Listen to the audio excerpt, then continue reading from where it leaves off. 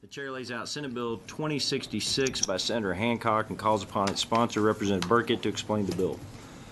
Thank you, sir. Members, this bill is simply a clarification of current law. Currently, Texas Hospital and Emergency Medical Services lien statute permits hospitals to file liens and recoup costs associated with treating accident victims who have no health insurance or financial ability to pay for their care. The basis for the lien statute is to recoup costs for care associated with an accident. And, of course, people who are in accidents are routed to an emergency department. Therefore, the legislative intent is very clear. You've been with us before. Good afternoon, Mr. Chairman, members. My name is John Hawkins. I'm representing the Texas Hospital Association. We are supporting the bill. Thank you. So, members, just to simplify things, notwithstanding all of the imperfections of the healthcare system and its reimbursement, what we're trying to do here is simply clarify that when the hospital emergency lien statute permits a hospital to file a lien and recoup costs associated with treating accident victims, most typically who have no health insurance or ability to pay for care. What is the practice of hospitals? Do they not bill health insurance? What's the practice? If there is health insurance available, do they bill or not bill? How does that work? No, my understanding is that they're required by law to bill insurance. Okay, so they are required by law to bill insurance, and then they can find out whether they're going to cover it or not. Correct. So, is there anything? Where is that law? Because I want to make sure that we can be able to point that out. Then I'm going to defer to one of our legal folks on that, but my understanding is that the law does require that. So we shouldn't have people where they're making, because he said something about a Spiegel case that says they can choose. I heard that testimony earlier. They can choose to bill Medicaid, Medicare, or health insurance, or not at all. So, but you're saying that hospitals are required to bill health insurance even if there's a car wreck. Correct. That's my understanding. Double check with the legal guy. Yeah, we'll check with the legal guy because I just want to make sure. And I would say in most of those cases, those are, notwithstanding some of these one-offs, those are typically negotiated off of the bill charged. So What do you mean? That when you do enter a settlement agreement, those bill charges are negotiated down to some usual and customary rate, pretty typically. Even though there's a lien? Correct. Okay, so you're saying that sometimes, or usually the hospitals will negotiate even if there is a lien. Correct. I think the problem, and we did have a good discussion with the trial bar on this, is in those minimum insurance cases where you do have those, the settlement pretty much eats those up, and so we just couldn't come to a consensus on a cost-sharing arrangement. But yes, those are pretty typically negotiated down. Thank you, John. Thank you for being with us. Chair calls Lewis Bratton. I'm Lewis Bratton, and I am that other witness. That's what we figured. I assist THA, and I am for this bill. I am a plaintiff's lawyer and have been for 34 years, plaintiff's personal injury lawyer. I also have a company that collects in these hospitals and files these hospital liens. To your question earlier, there is a statute, Chapter 146 of the Civil Practice and Remedies Code, that requires providers to bill payors.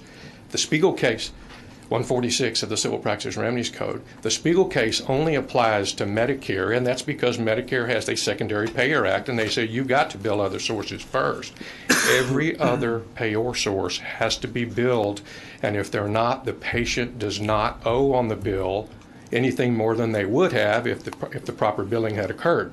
Hospitals regularly seek their payor source because they're required to. To be honest with you, who wants to rely on a tort case? This is a fiction. They want to be paid, even the Medicaid rate. They want a payor to pay. Chair calls Douglas Turek. You'll state your name, who you represent, and your position on the bill, please. My name is Douglas Turek. I am here for the bill. I represent MedData. We are also a revenue cycle management company like Mr. Bratton's, where we help hospitals with a broad range of revenue cycle issues, and one of them is the hospital lien process that hospitals use. And I'm here to talk today because for the last 20 years, I've dealt with more than 100 Texas hospitals in this hospital lien context. So I have the background to talk about what really happens. A lot of the testimony we heard earlier was more legal argument than reality. I think some of the confusion about the lien, the amount of the lien, is there's not an amount on the lien. The lien is filed just to secure an interest in the personal injury proceeds, up to the amount of the settlement or the charges. But obviously that doesn't always happen. The charges can be much greater than the settlement, and there's obviously a reduction effort there. Even on accounts where there is enough money to pay, the typical reimbursement, the charges are the same, no matter whether the patient is an inpatient, an outpatient, an ED treatment. The charges are all the same. There's no differentiation. So the bill that comes out is what it is. But the amount that the hospitals receive out of liability insurance is usually around 60, 65%, maybe 50%, depending on if you're a big trauma facility. So the lien does not have an amount on it, and almost never is the full amount of the charges paid as a result of the lien. So does MedData negotiate on behalf of the hospitals if there's not enough money? Well, even if there is, so yes to that question, and even if there is enough money, there's always negotiation, because there was a talk about priority of monies. The attorney's fees come off the top, plus the litigation expenses come off the top. That's just standard practice in Before the Texas. hospital? Before the hospital even, we can't even talk about a resolution of a lien until that's agreed. Is that in statute? It's not in the statute, but no one will settle. So we have no ability as a hospital to influence the settlement. If the plaintiff says, I don't want that money, it's not worthwhile for me to settle, it just doesn't happen, and we never get anything.